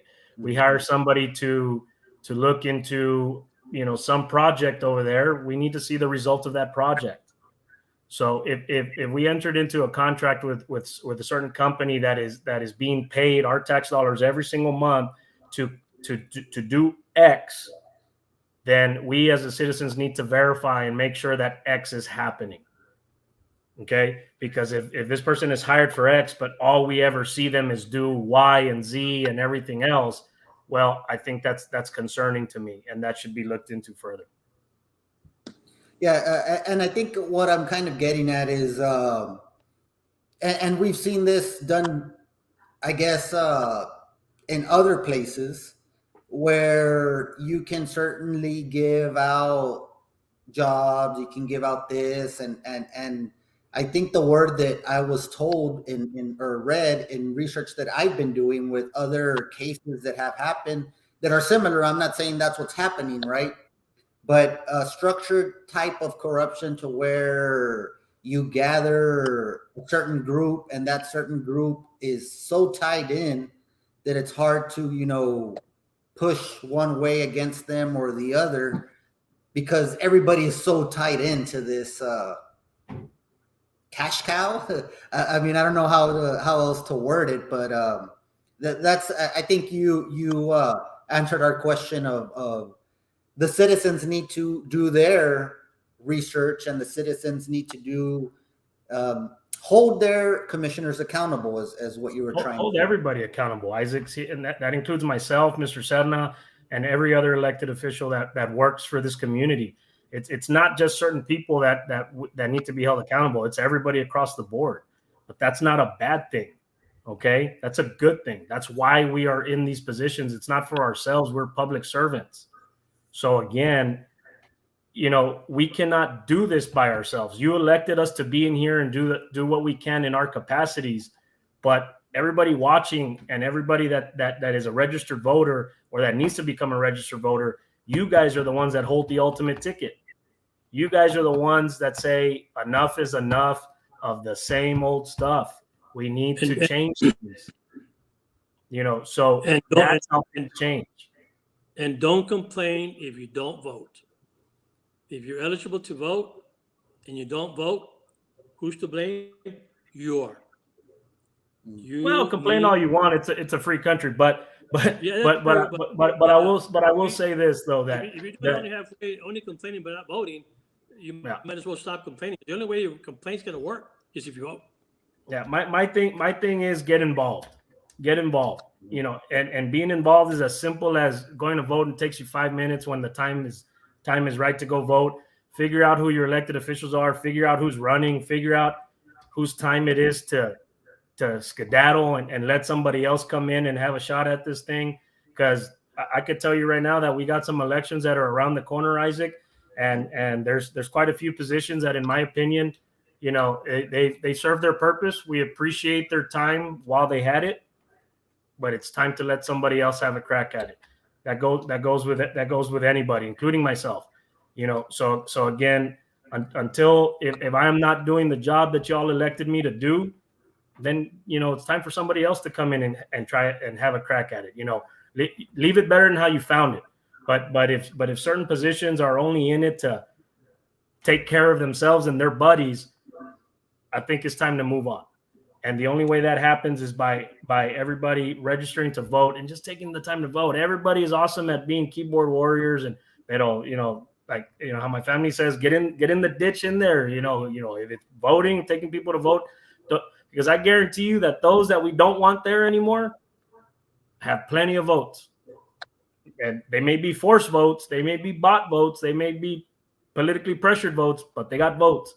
And guess what? That's what gets people to be determined to stay in a certain position or not. So if everybody here that's watching legitimately wants a change for the better of your community, vote. No excuses. Vote. Gotta vote. And like I said, some of us, maybe me, there comes a time in a man's life, a woman's life, when it is time to say goodbye. And my time was almost up. There was a motto of time for a change, and I won by 60 votes. 60 voters more than the other side said, no, it's not time for a change. But I realized that you can't be in the same position forever. And I hope that when that day comes for me, when I realize that it's my time to ride into the sunset of my life and have someone replace me, well, I hope it's AJ, because we need someone like AJ Iracheta to follow it in my footsteps and make those footsteps bigger, because we need honest people, we need decent people, and I believe that I've been honest and decent. And when it's time for me to ride off, I hope that someone as honest and as decent as AJ Iracheta can take over as district attorney to follow what I believe has been a tradition that's been built over the last 31 years of honesty and integrity. You may not like that person, but if that person is not guilty of an offense, don't indict him. Don't indict him. And if you like a person a lot, but that person is guilty, then you have to do your job and indict him, or present him to the grand jury for such action. It's up to the grand jury. But I hope that AJ has higher ambitions than just county attorney. And when it's my time to go out and water the grass, well, I hope he is the one that takes my place. Thank you, Mr. Serna. Maybe one day. That's a big endorsement. Guys, hold that thought right there with the elections. I just want to come back because I think this is very important. One of the guys on here, Aaron Johnson, wanted us to ask, does an individual ask for the county that handles domestic violence and threats? Looks like people on here may need that information. So what if somebody encounters this certain thing, guys, what can you guys recommend, or where should be their first point of contact? Okay, I'll take this. Yeah, I'll take this one, Mr. Serna. So thank you for that question. Thank you for that question, Mr. Johnson, or Aaron Johnson, right? Yeah. So I want to make the people aware out there that anybody that is dealing with domestic violence or threats of any kind, you need to reach out to your local law enforcement officer, either that be PD or sheriff, and make a report. Get documentation. That's always going to be your first step. Obviously, there's resources available that can help you in your particular situation. The Attorney General's office has a website where you can get resources. There's resources available that will help with funding, even if it's having to, somebody that's stuck at home and has no monies to move to another place, there's programs in place that can help you move to another apartment and help fund that, for people that are stuck at home and maybe don't have the resources to leave the abusive partner or whatever it may be. But something that, as a prosecutor that needs evidence to help move forward, my first thing that I always advise people is go to the police, make a phone call. If you are scared to go to the police or you cannot do that, reach out to somebody, call my office, call the district attorney's office, reach out to a law enforcement officer, send a private message. You can find me on Facebook, Maverick County Attorney, Jaime AJ Iracheta. You can send me a message there if you need to be met privately. Reach out and we will do the best that we can. But your first steps are always going to be report the incident to law enforcement so that they can be aware of the situation. Because once you need to go to any steps after that, we have to justify what happened. And a lot of these times that we run into these situations it's he said versus she said. And those are very difficult cases to prove, very difficult cases to move forward on. If there's ever any injuries, if there's any damages to property, items, broken glass, keyed cars, somebody following you, everybody typically has cell phones now. Everybody has cameras on their phones. Take pictures, document, record, video. All of that matters. I know that it's very hard to think about it, but you need to document these experiences so that a prosecutor like myself or Mr. Serna or somebody along the line can help facilitate the process that much easier. Because if all we have is your word versus their word, not that we don't want to believe people, it's just we have guidelines that we have to meet and steps that we have to take in order to protect these people, in order to implement certain things of the law, like protective orders, for example. I cannot just say this and then expect a judge or somebody to just believe us simply on that. I can try, but I can tell you that it's much more difficult to handle it that way. So again, there's women shelters, there's shelters here in the community. I'm going to work on making a post about that information on my website. And I'm going to reach out to Maverick County people that handle the Maverick County website. And I'm going to see if we can put some links directly on the main Maverick County page, that way we can have people use that site to find some help and make sure that we get that taken care of as well. So just to try to provide more resources as possible. But thank you for that question. And again, if there's anything we can ever do, call the county attorney's office, again, you can call me. My number's 830-752-5242. That's my personal cell phone number. And if anybody's ever needed help or anything that I could possibly do, please let me know. If I can add, if for whatever reason you find yourself in need of calling someone and you cannot reach someone for any reason, don't forget about the National Domestic Hotline. Now, the National Domestic Violence Hotline, the phone number is, write this down if you have a pencil there, Ruiz and Texan. Here, I'll go ahead and I'll put it in the comments. So what's the number? Yeah, it's, you can call them 24/7. It's the National Domestic Violence Hotline, and it's 1-800-799-7233. You can call them. You can chat live with them, and you can also text them. If you don't want to talk to them, you can text them. They'll take your text. If you want to chat, they can also chat with you. Or if you want to call them directly, they'll talk to you 24/7. That's the National Domestic Violence Hotline, 1-800-799-7233. They'll probably be referring you to AJ, the county attorney's office. because they're the ones that basically do the protective orders, and AJ's done a tremendous job of protecting domestic violence victims and making efforts and great strides in that area. But that's another resource that's available. We also have a local one that AJ is going to be putting up on his website. Is that correct, AJ?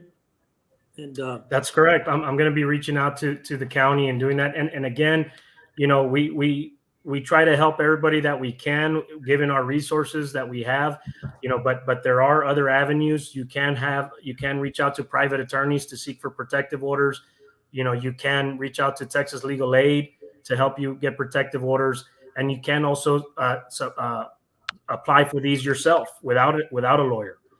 So again, our office takes a limited amount. We screen these cases and we try to help as many people as we can. Unfortunately, we can't help them all. But again, if there's any information that we could at least provide you or push you in the right direction, we'd be more than willing to help with that. And AJ's done a good job of that. Is the Maverick County Attorney's Office has proven time and time again that they are really concerned about domestic violence victims and how they can be helped, and hopefully they won't be shot to death by someone else. Doesn't have to go that far. And I think AJ's pointing the county in the right direction. Awesome, guys. Thank you. I appreciate that information. Now, I kind of want to, I know we've had it going on for a while, and you guys have provided the community with excellent information that a lot of us didn't know. One of the things that is coming up, and AJ kind of threw it out there, is the elections that are coming out very soon. Now, I know we haven't had many people come out, declared that they're running yet, announcement, because there hasn't been registrations, but there has been 2 individuals that have already, put their information out there that they will be running for re-election, and that's the Maverick County Judge, David Salcedo, and also Judge Abascal. I don't know if you guys feel either way about any of these. I'd like to, if you guys have any comment about these that have declared, or any comment about somebody that you would like to see. I know I saw at least 2 comments, AJ's mentioning AJ Iracheta for county judge. So, I mean, anything that you guys like to comment about the people that have come out and said that they're going to be running, or somebody you would like to see in the future or in 2022 come out and run for some of these eligible positions? When I first ran my father's campaign, when we ran for sheriff and we won back in 1974, my father said something that's very important to me, and that was don't say anything until after the close of registration, because a lot of people talk that they're going to run and they ask for your support, and then they don't run and they leave you hanging. So he said, Mijo, the election filing starts, for example, this time it starts November 13th. It doesn't end until 6 o'clock, December 13th. Don't say a word until after 6 o'clock on December 13th, because you don't know who's actually going to back it up and file and who's just blowing smoke. So at this point in time, it's best not to comment until you know who's actually in the fight, in the race. And right now, nobody has, because the opening is on the 13th of November. And after 6 o'clock on December 13th, then you can start voicing your opinion, if you want one, if you have one. Bottom line is you got to vote, though. You have to vote. One way or the other, whichever your preferred candidate is, you just have to vote. And I can't emphasize that enough. Don't vote twice, but at least vote once for his position. Out here, people joke that even the dead come out here and vote in Maverick County. But they can't vote even once. So let's not have none of that, because those are felonies, and those will be prosecuted if we catch them. There'll be consequences. Don't do it. Don't do it. Just if you're eligible to vote, vote. And you can complain, but it's not going to do any good unless you vote. Back up your words with your vote if you're eligible to vote. Isaac, a few things. One, I can't see the comments on just the screen here, but so whoever said that, thank you. But I'm good where I'm at right now. I'm still in my first year of office. I got 3 more left. If I ever go to something else, I'll definitely let y'all know. But again, I want to focus on the office that I was elected to, and you know, and I want to show you what I can do for this office, and then we'll see if it's this office again or something else, or I go back out to the world of private citizen. We'll see. But again, I think you winked at me. I don't know what that meant. but I think he wants to be the. But I will say that as to, we might have to ask Zapata about that, but no. Well, I will say that as to commenting about people that have already announced seeking the re-election, I will take a position on who I support. You know, at the end of the day, if the person that I support wins or does not win, I will support them the whole way. I want to tell the community that's watching that the people that I support for a reason. I support because I think that they will do better for this community than what is either there or is trying to come in. You know, so again, I am very adamant about who I support in a political campaign, and I feel that the people that support me tend to support the candidates that I support. And so I will wait till everybody registers to make the people know who I support. And I ask, you know, if you want to know who to support, ask me, you know, or follow my page or look up on Facebook. Because again, my goal is to make sure that we all get better. We all get better. You know, I'm of the position, again, like I said earlier, you know, there comes a time when everybody has served their purpose and it's time to let somebody else try, you know, or we need to keep you in there because you're doing a hell of a job. You know, again, we will see what comes up with these coming elections. I think a lot of people already know where I stand on some of the things you said. And for those that don't know, they'll know when registration finishes where I stand. And so I ask everybody to see who I support, and the people that support me, I ask you to as well follow along and support who I support, because again, I support the people that are going to support this community first and not just themselves. Yeah, before you can endorse, you have to know who's in the race. Yeah, absolutely. Yeah. That makes sense. You might dislike them, but if they're the best qualified candidate and you believe that in your heart, then by all means, absolutely. Just one thing before we wrap it up, guys. I really appreciate your time. I know we've gone a good while here. There is a lady in the comments that is referring to a situation that she had. I don't know if we can offer up possibly your number again to have her contact you. I mean, she was commenting a lot. I can't put all her comments on there, and I don't want any, you know, issues to come from putting it out there publicly. But can we offer her your number again, just in case? Yeah, look, I can. You know, the county attorney's office number is 830-773-3520. My office is located at 208 North Converse Street. That's right by the railroad tracks. You know, and my personal cell phone is 830-752-5242. Again, I got to throw it out there, Isaac, that, you know, again, I wish I can help everybody, you know, and if this person had a situation in which she didn't receive the help that she wanted or thought she needed, I feel for her. I'd be more than willing to look at what's going on, you know, but again, just like anything else, we cannot promise anything, but all we can do is that we could say that we can look into it and do the best that we can in that situation.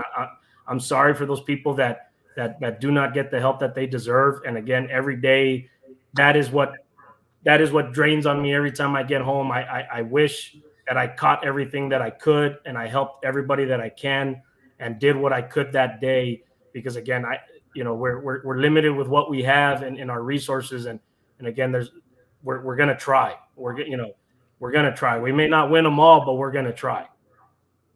And it was 75. I'm sorry, Mr. Serna, 752. It's because I'm typing it out here in the comments. Yeah, 752-5242. That is my personal cell phone. All right. Okay, I'm sorry, Mr. Serna. All I was going to say was that we've said a lot tonight. We certainly have hopefully done it with honor and integrity. But, as prosecutors, as your district attorney and as your county attorney, the thing that we can promise you is that we will do our work honestly and with integrity.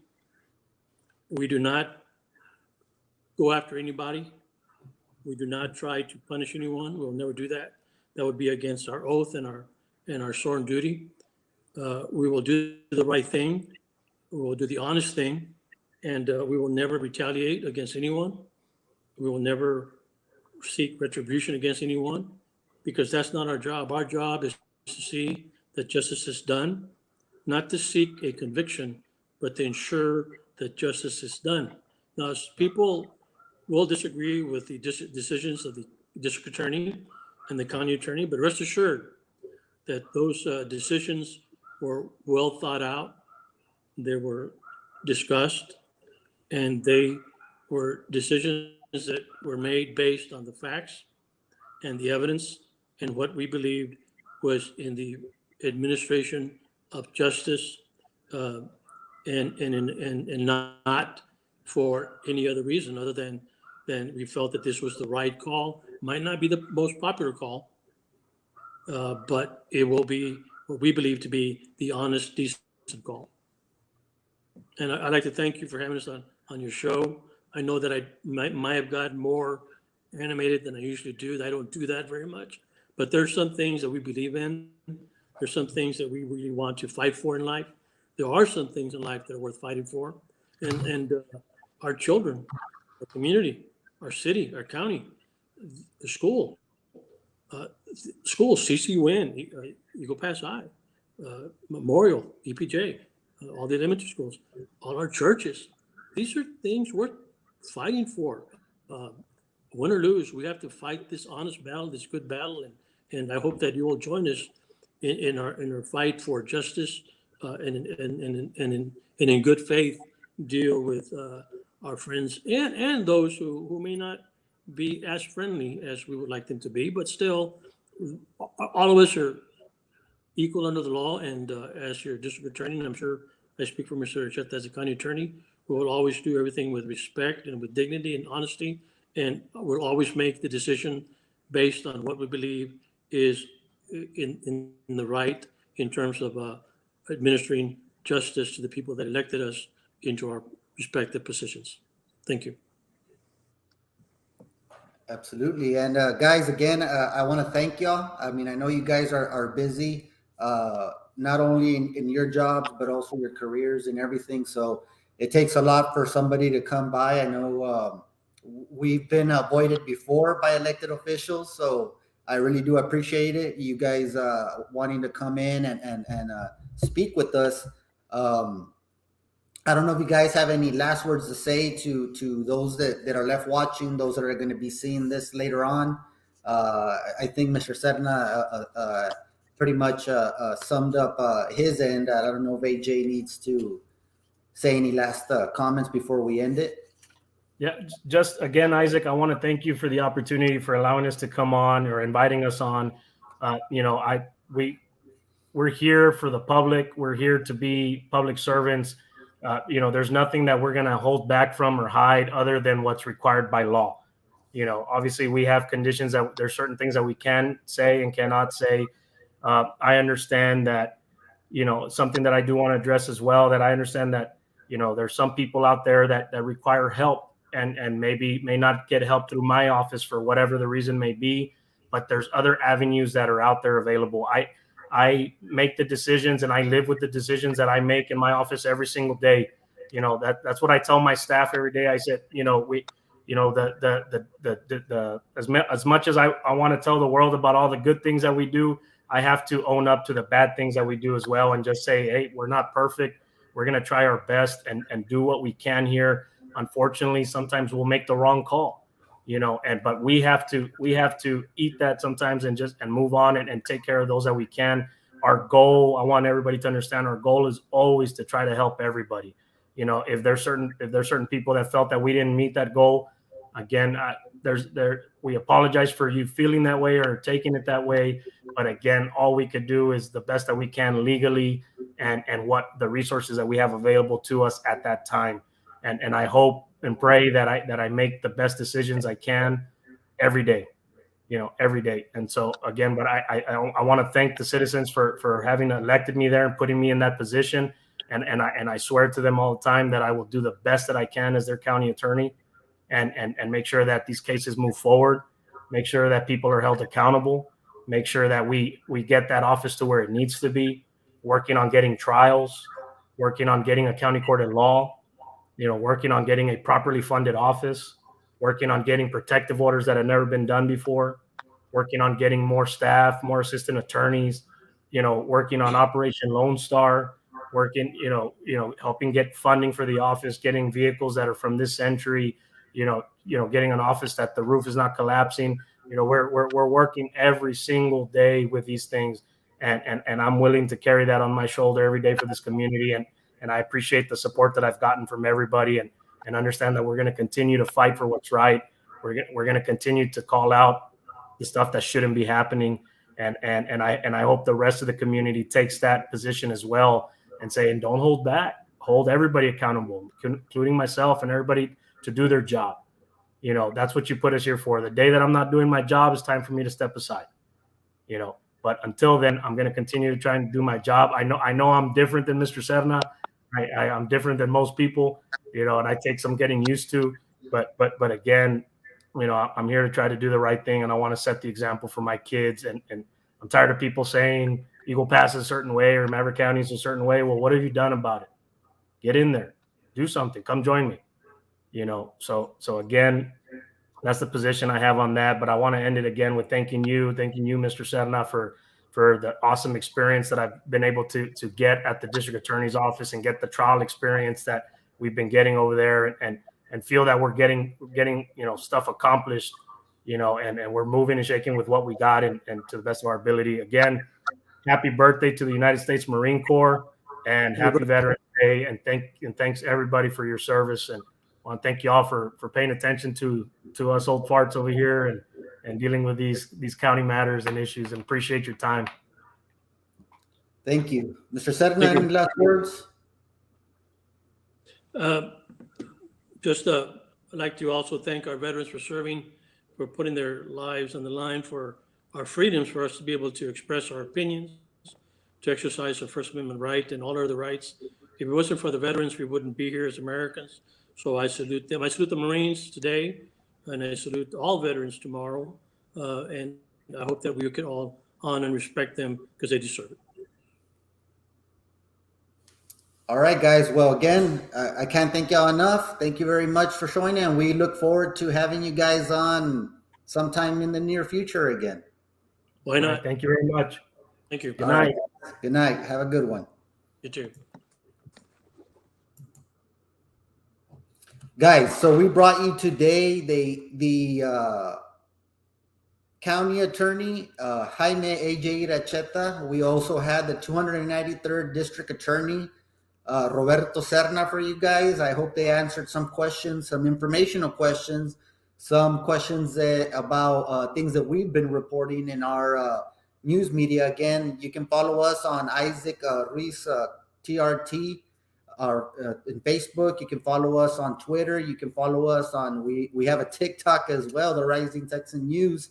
Follow us, guys. We may not have all the news we can because we are limited as a one-person show at this moment, and we try the best to get to all the news, but we try to get to certain news that not anybody is giving you out there. That's what we like to pride ourselves in.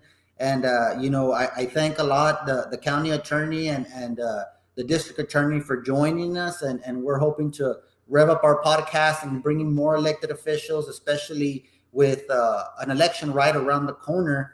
But again, guys, we do have the raffle tickets available for the Rolly Ruiz Jr. Live Your Dream Scholarship. Plenty of prizes out there. If you're interested, make a comment, send me a message directly. We can go ahead and write you in, have the money sent over to a Cash App, and we'll take care of you. Also, we want to shout out to our sponsors, Rodriguez Consulting and Services, 830-971-4068. They deal with business services.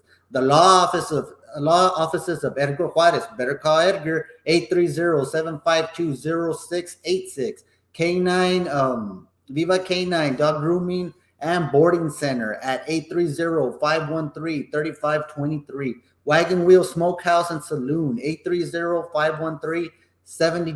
If you guys want to make a donation directly to us, $, the Rising Texan News Media. Again, guys, for business services, start up a business, file paperwork for you guys, payroll services, Rodriguez Consulting and Services, 830-971-4068. Law offices of Edgar Juarez, 830-752-0686. Better call Edgar. Viva K9 Dog Training, Grooming, and Boarding Center, 830-513-3523. Your furry friend will thank you. Wagon Wheel Smokehouse and Saloon, 830-513-7250. Ask about that delicious turkey plate, guys. They've been selling out like crazy. I've been able to get a couple of slices out there of that smoked turkey. Oh man, delicious. Again, guys, big shout out to the law offices of Edgar Juarez, 830-752-0686. Better call Edgar. And you guys, thank you for tuning in. Those that watched us and stick with us live, the whole show, those that were coming in and out of the show, and also the ones who are going to be watching this podcast after we end it. We are nothing without our audience. So, guys, we thank y'all. If you guys can go ahead and support us directly with any donations, $, the Rising Texan Media, we would appreciate it. If you can't, please go out and support these sponsors. They have been ticking all day throughout the show at the bottom. These sponsors are helping us to keep this show going, improving this show as much as we can for you guys, and having the freedom to say what needs to be said out there. So, guys, thank you very much. Again, have a nice night. We appreciate you joining in. Till next time.